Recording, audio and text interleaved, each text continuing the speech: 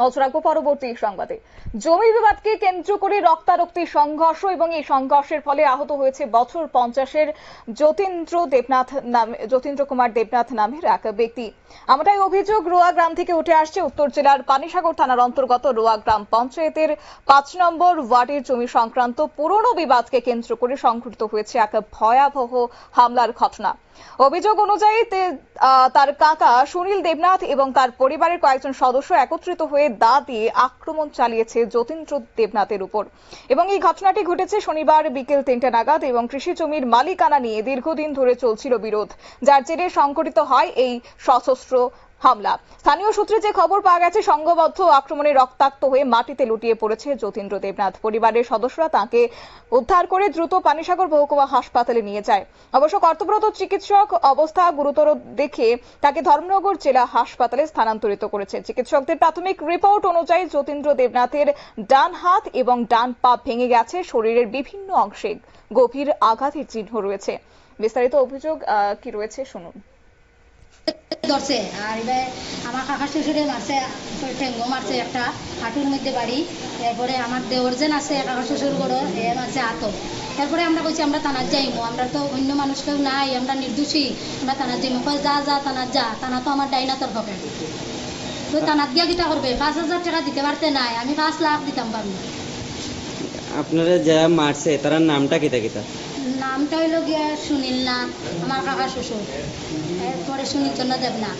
এরপরে আমার দেওর হইলো আয়ুষ নাথ, আমার কাকি শ্বশুর হইলো সুমিতা নাথ।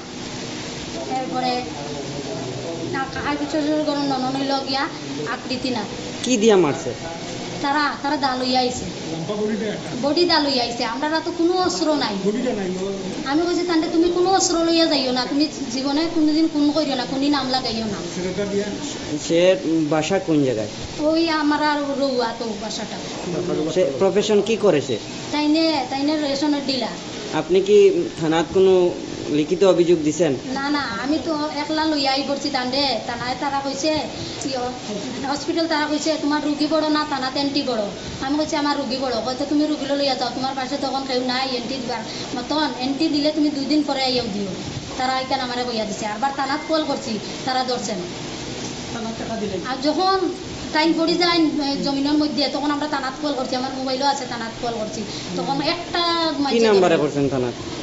ওই পুলিশ স্টেশন লেখা আছে, আমি ওই নাম্বারে বললাম। তারা কি রেসপন্স দিছে? রেসপন্স বলতে তারা ফোন উঠাইছে। ঠিক আছে, আপনার নামটা? আমার নাম বিনা রানী নাথ। আপনি কি হন তার? আপনারা শুনলেন সংশ্লিষ্ট মহিলার বক্তব্য। অর্থাৎ একদিকে যতীন্দ্র দেবনাথ তিনি অসুস্থ, রক্তাক্ত হয়ে হাসপাতালে রয়েছে, মৃত্যুর সঙ্গে পাঞ্জা লড়ছে। অন্যদিকে এই ঘটনা সম্পর্কে যখন পানিসাগর থানায় যোগাযোগ করার চেষ্টা করা হয়েছে, তখন অভিযোগকারীদের দাবি যে থানার পক্ষ থেকে কোন রকমের ফোন তারা রিসিভ করেনি। পরে ধর্মনগর থানায় যতীন্দ্র দেবনাথের এক নিকট আত্মীয় লিখিত অভিযোগ তারা দায়ের করেন। এখন অবশ্য সকলের নজর রয়েছে পুলিশের পদক্ষেপের দিকে, কারণ তদন্তে কি উঠে আসে এবং দোষীদের বিরুদ্ধে কি ধরনের আইনি ব্যবস্থা গ্রহণ করা হয় সেটাই অবশ্য দেখার বিষয়। নিয়ে নিচ্ছে ছোট্ট একটি বিজ্ঞাপন বিরতির সঙ্গে থাকুন।